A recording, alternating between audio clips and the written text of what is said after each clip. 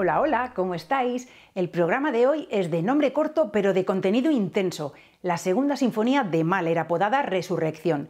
Dura 1 hora y media aproximadamente y está escrita para gran orquesta, soprano y contralto solistas y gran coro mixto. Es ese tipo de música enorme, posromántica de finales del siglo XIX y principios del XX. Gustav Mahler, nacido en el antiguo Imperio Austríaco en 1860, compuso 9 sinfonías completas y tenía 34 años cuando finalizó esta segunda sinfonía, en 1894, pero empezó a concebirla 6 años antes, al principio bajo la forma de un poema sinfónico titulado Funerales, Totenfeier. Y dale con los temas fúnebres, ya lo sé, pero es que Mahler tenía obsesión con ellos. Al fin y al cabo era el mayor de muchos hermanos y de niño vio morir a 6 de ellos tempranamente, así que le importaba la muerte.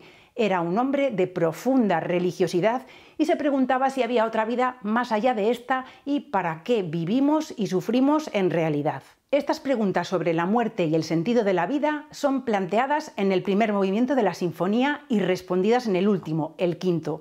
En 1894 acudió a una ceremonia religiosa por la muerte del gran director de orquesta Hans von Bülow y escuchó al coro interpretar una música sobre el poema Resucitarás, Auferstehen, del alemán Klopstock del siglo XVIII. Y entonces lo supo. El final de la sinfonía hablaría de la resurrección y utilizaría la letra de ese himno de Klopstock.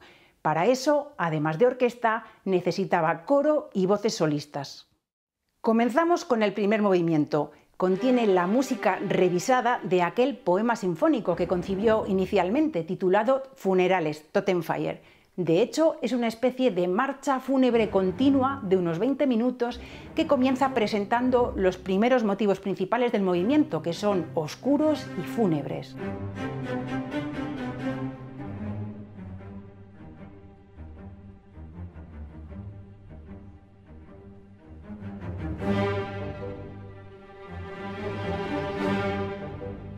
Escribió Mahler a su esposa Alma una carta en la que explicaba el programa de este movimiento. Nos sentimos apenados por la muerte de una persona amada. Su vida, su lucha, sus sufrimientos e intenciones pasan por última vez delante de nuestros ojos. Y ahora, en estos solemnes y profundos momentos, cuando intentamos alejarnos de las distracciones de la vida cotidiana, una voz inquietante llega a nuestro corazón. Una voz que no habíamos oído jamás en medio del ruido que normalmente nos circunda. ¿Qué ocurrirá ahora? ¿Qué es la vida y qué es la muerte? ¿Existe alguna continuación para nosotros? ¿Es todo esto un puro sueño o esta vida y esta muerte tienen un significado? Y nos vemos forzados a contestar esta pregunta si queremos seguir viviendo.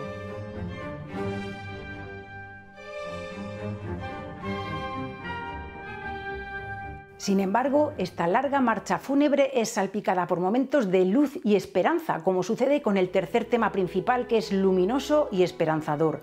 Permaneced atentos y dejaos sentir.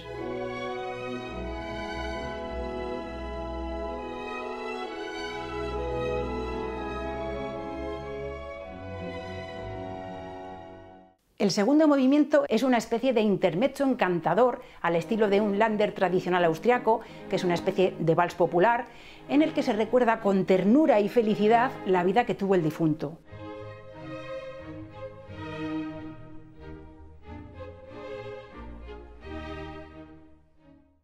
Unos amenazadores golpes de timbal introducen el tercer movimiento y comienza lo que parece otro alegre Länder.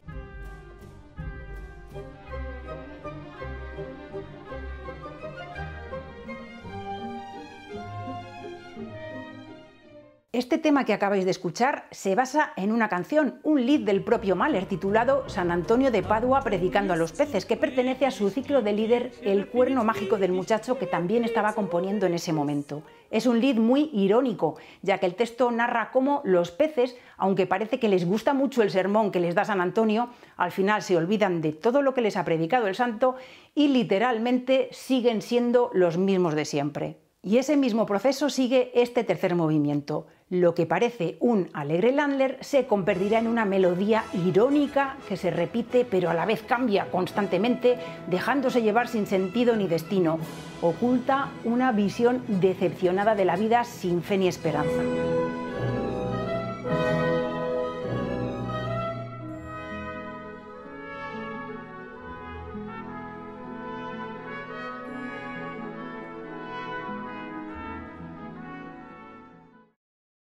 El cuarto movimiento es un breve pero hermosísimo y profundo lied para contralto y orquesta titulado Urlicht, que significa luz primigenia. En realidad es una transcripción textual de su lied Urlicht, que pertenece al mismo ciclo que el anterior de San Antonio de Padua, El cuerno mágico del muchacho. Pero en este movimiento de la sinfonía se recuperan la profundidad y la fe. Refleja un intenso anhelo de ir más allá de esta vida para alcanzar la vida eterna y plena junto a Dios.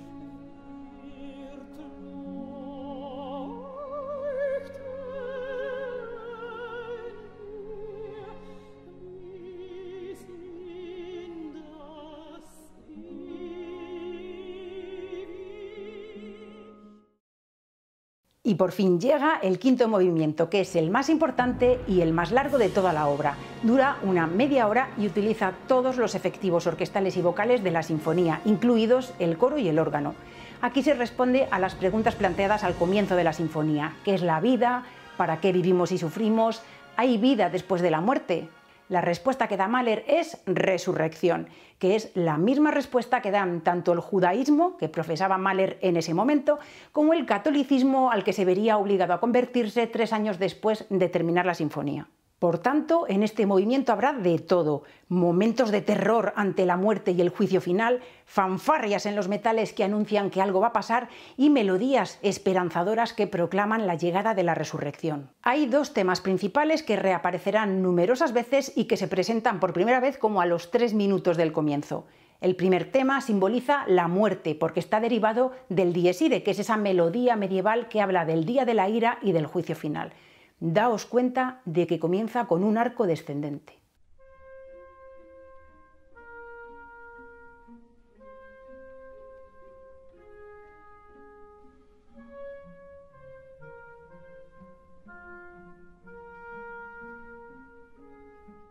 Y justo a continuación aparece el segundo tema principal, el tema de la resurrección, presentado por el trombón y la trompeta, que comienza con un arco ascendente. Ambos temas aparecerán muchísimas veces y, como ahora, a menudo uno seguido del otro.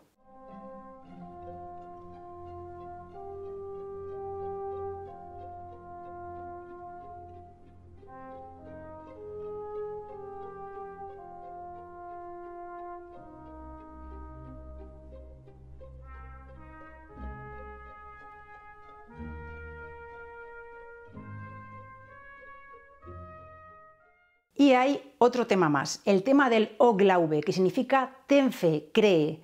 Es un tema angustioso porque si alguien te dice que tengas fe es porque tienes duda. De ahí los suspiros implorantes que caracterizan el tema presentado la primera vez por el corno inglés.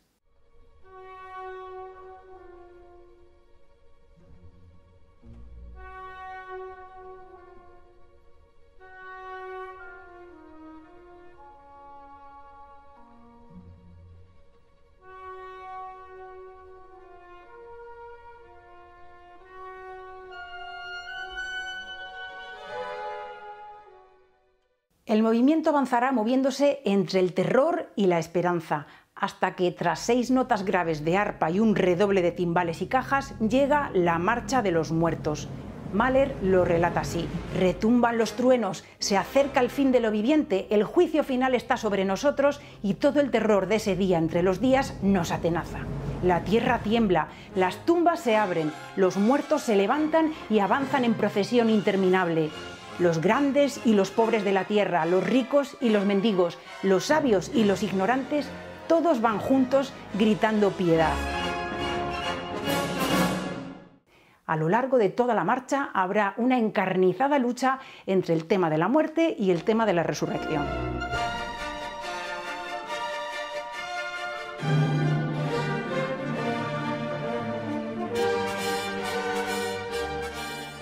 Y llega la gran llamada. Cuenta Mahler: las trompetas del apocalipsis resuenan. En el inquieto silencio acertamos a oír el lejano canto de un ruiseñor, que es un solo de flauta en medio de las intervenciones de la orquesta en la distancia. Último eco de la vida terrena.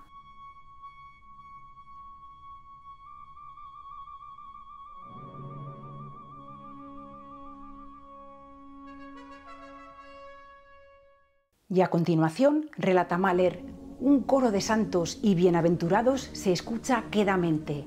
Resucitarás, sí, resucitarás. Llega la gloria de Dios, una luz maravillosa llena nuestros corazones. Todo está ya bendito. Y atención, no hay juicio, no hay pecadores, no hay justos, no hay grandes ni humildes, no hay castigos ni recompensas. Un glorioso sentido del amor nos penetra con el conocimiento de sabernos salvados. Nos lo cuenta el coro cantando el tema de la resurrección sobre los versos del poema de Klopstock.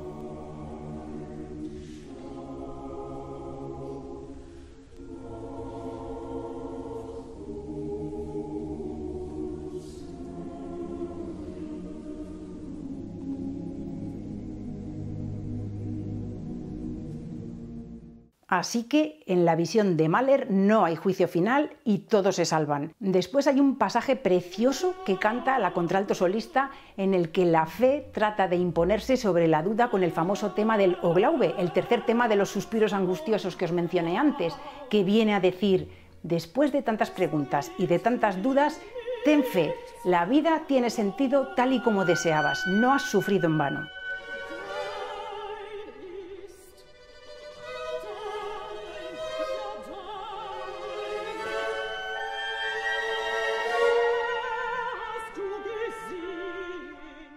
Tras ello, las voces masculinas del coro darán respuesta a las preguntas de la sinfonía.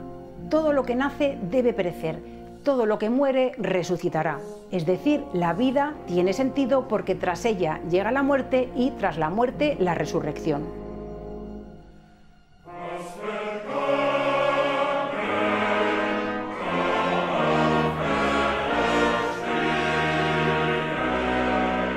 Mahler agregó un solo verso al poema de Klopstock: moriré para vivir.